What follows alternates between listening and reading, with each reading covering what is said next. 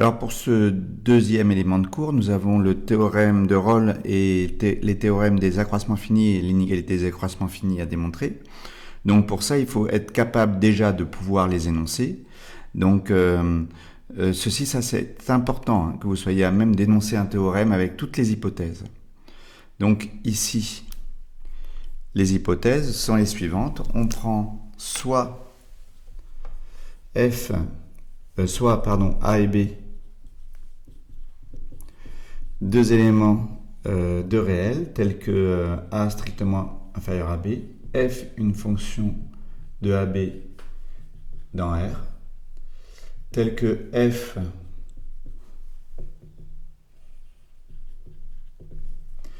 F soit continu sur AB fermé et F soit dérivable sur AB ouvert. Alors, pour le théorème de Rolle, nous avons si f de A égale f de B, ça implique qu'il existe C appartenant à AB ouvert, tel que f' de C égale 0.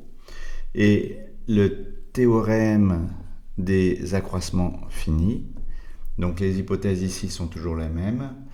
On a, il existe C appartenant à AB, tel que f' de C égale le taux d'accroissement entre A et B, entre les points d'abscisse A et les points d'abscisse B. On a ceci.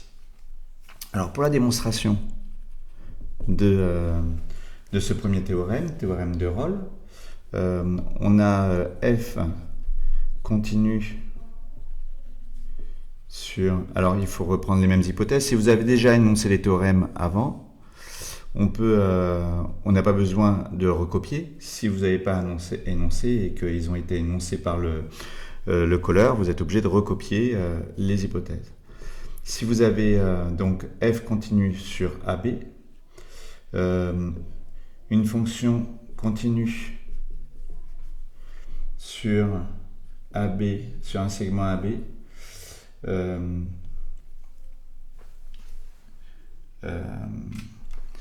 et permet effectivement ici, alors là oui, excusez-moi, une fonction continue sur un segment a pour image un segment et il atteint ses bornes, voilà, est borné, donc voilà, est borné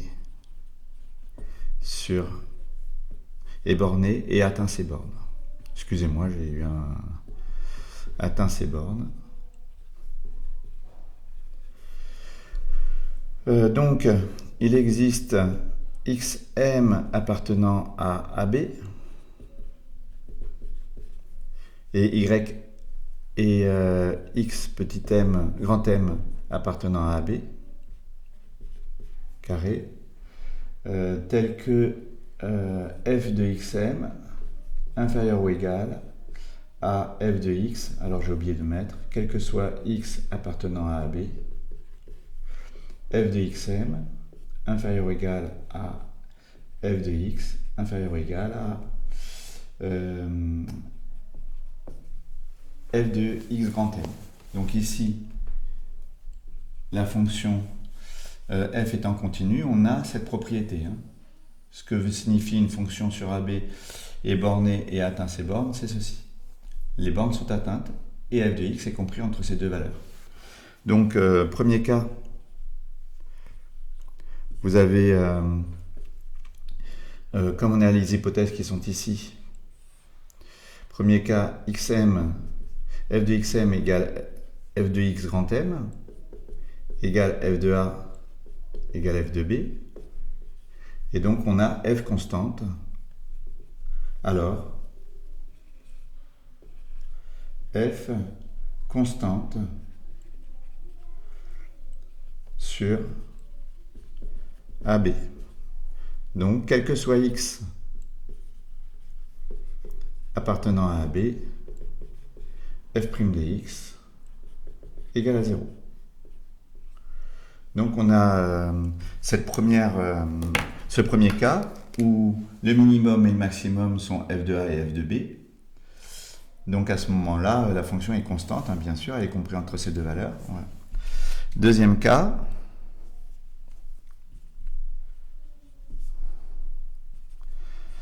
f de xm est strictement inférieur à f de a, c'est-à-dire f de b, puisque les deux valeurs sont égales. À ce moment-là, xm est un minimum local.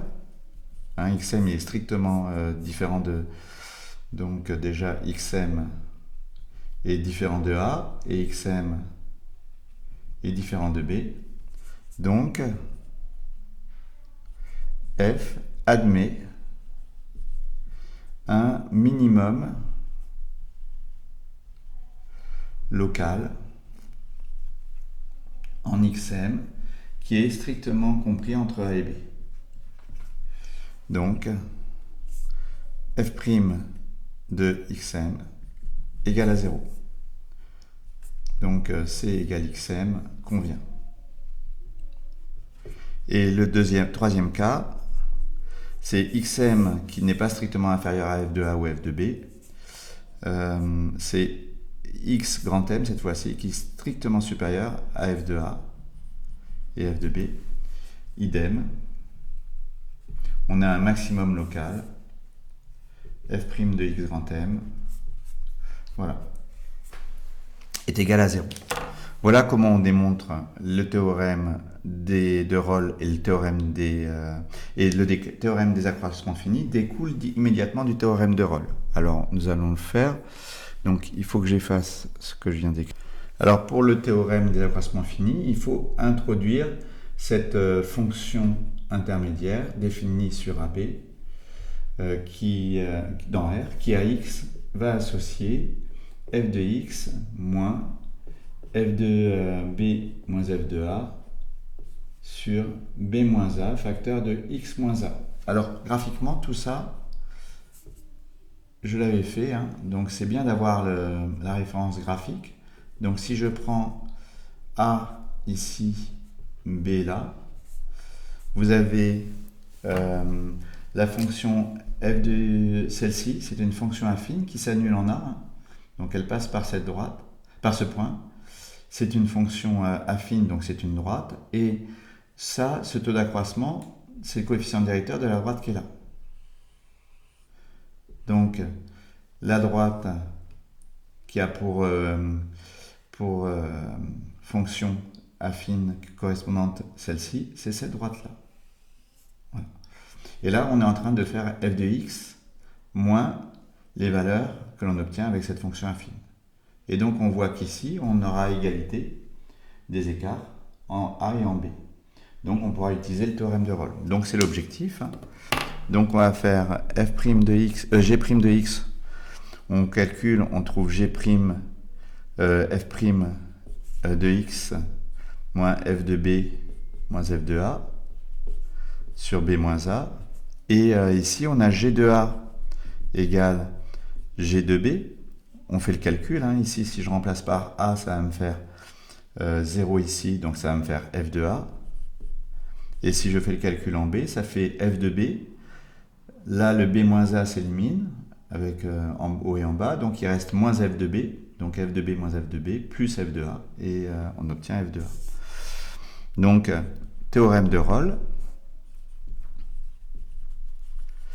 Il existe C appartenant à AB, tel que G' de C égale à 0. G' de C égale à 0, ça fait f' de C sera égal à ceci.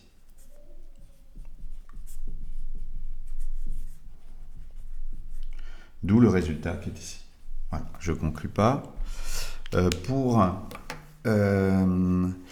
l'inégalité des accroissements finis, on n'a pas exactement les mêmes hypothèses, hein, pour l'inégalité des accroissements finis.